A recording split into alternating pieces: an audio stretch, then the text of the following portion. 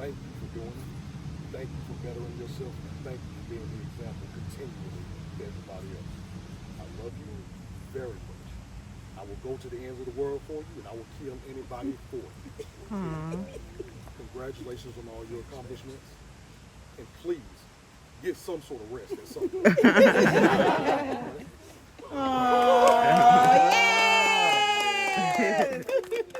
know that's All right. right, let's get it. Come on. Let's go. Come on. Come on, baby. Keep going.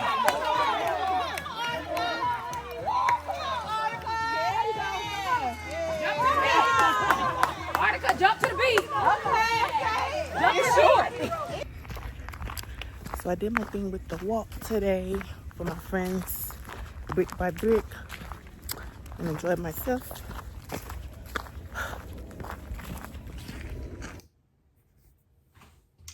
Hi, it's me again. Days like this, like today, usually staying home with the baby. But today I'm doing like 2 people's hair. That's what I used to always do since high school, was do hair.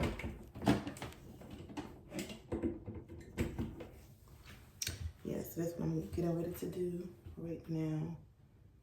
I have a client that comes at 8:30 and it's like 7:30 right now. So I'm separating the hair. I'm gonna let you see. So yeah, this is, I'll let you watch while I do this. But so I'm separating the hair. Make the camera come up some more. Yeah. So yesterday,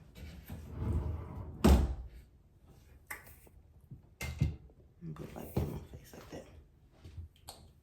Actually, make it like that. So yesterday,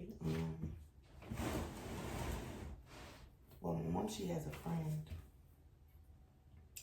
and she's very nice. She's African, but I forget what part of African. What part of Africa, but we're Nigerian, and she's from a French-speaking country. I forget the name of it. It probably comes to me later.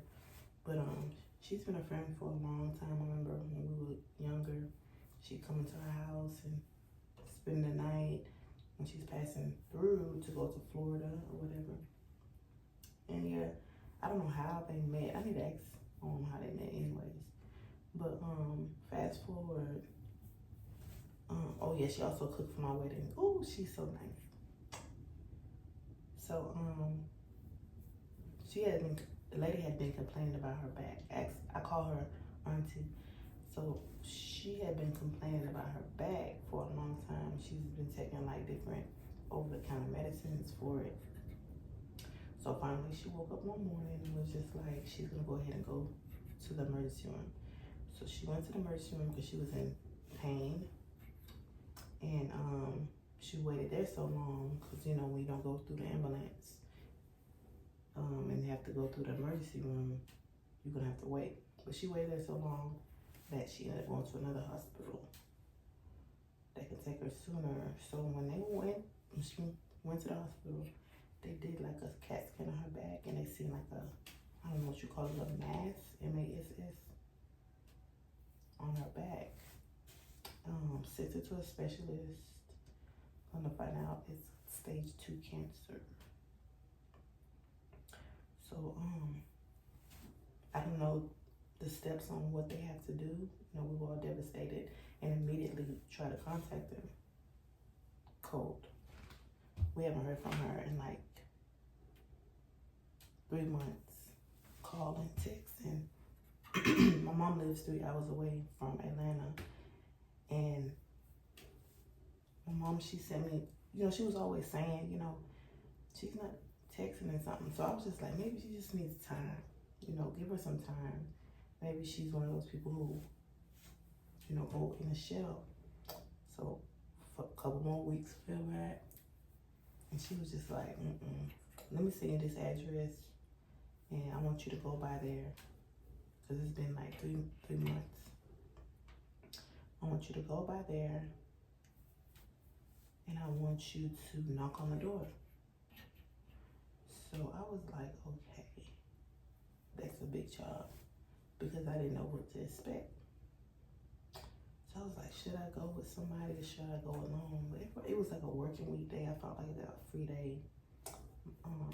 My baby was with his grandma, so I was just like, okay, let me take this ride out. So I put the address in my GPS, and it was like an hour, it may be like 40 minutes from where I was. It was like way far.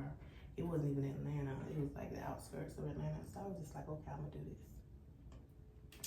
So I called my friend. I was just like, do you think I should take this drive? You know, I told her the whole situation. She was like, why don't y'all do a wellness check? And I was just like, that's a good idea. And she was like, wait. She was like, yeah, I think you should go out there and knock on the door first. Then, like, you know, if she doesn't answer, you can see if neighbors, you know, had seen her or whatever. And I was like, yeah. That's exactly what I'm gonna do. I'm gonna knock on the neighbor's door if she doesn't open the door. So I rode out there, had my playlist on blast. Stopped for gas one time, made like one wrong turn, did a U-turn, got there. So when I got to the address, it was actually a business. So the business, I'm just like, okay. But the business was set up like one of those businesses that it looked like it used to be a house and they turned it into a business. It was like that. So I rode past it, came back around, rode on the back side of it. And as I was in the back side, I seen like it was two doors, like an A and a B. So I'm like, that means people live here. People can live here. So I was like, should I knock on the door or should I go to the front and knock on the door like as if I'm a customer?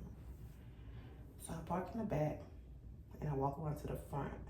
And like at the front is like a bunch of bushes and stuff like that. And me, I'm scared of like snakes and spiders and stuff. Oh. So I was just like, okay, I'm gonna knock on this door and I'm gonna jump back. So I knocked on the door, boom, and I jumped back. As soon as I did that last knock, somebody opened the door real fast. I was like, whoa. So it was a lady, she had like a short fro. It wasn't the auntie I was looking for.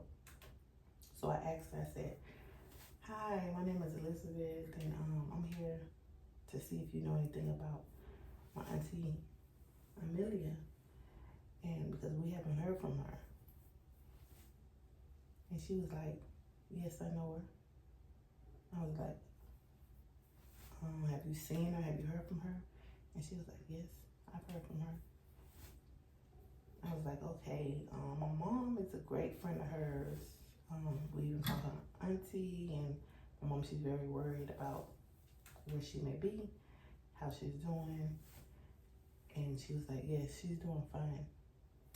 So I was just like, okay, my mom told me about her situation, and you know, she told me to drive out here. This is the address she gave us a while back, so we're just coming to check on her.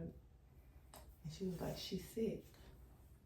And I was like, yes, we know about her situation. When was the last time you talked to her? She was like, last night. So in my mind, I'm just like, okay, she talked to her last night. That means she is alive. So, I said, okay, my name is Elizabeth. This is the Delicate family, and we just wanted to check on her. So she said, okay, and she closed the door. So I got back in my car, and I took a picture of the business, the back of it and the front, and I sent it to my mom, and I actually recorded myself talking to the lady too. So when I sent it to my mom, she was just like, oh my God, thank you so much, and this and that. So then later on that night, she called me. My mom called me, and she was like, yeah, she talked to the lady that had opened the door for you. And the lady, and I was just like, hold up, how were you able to talk to the lady? She was like, the pictures you sent me had of the business had the business number on there. I said, oh, okay, yeah, that's true. So she was telling me that that she's in the hospital, and she's under all the medicine, and she's very weak. So I was like, oh, okay. So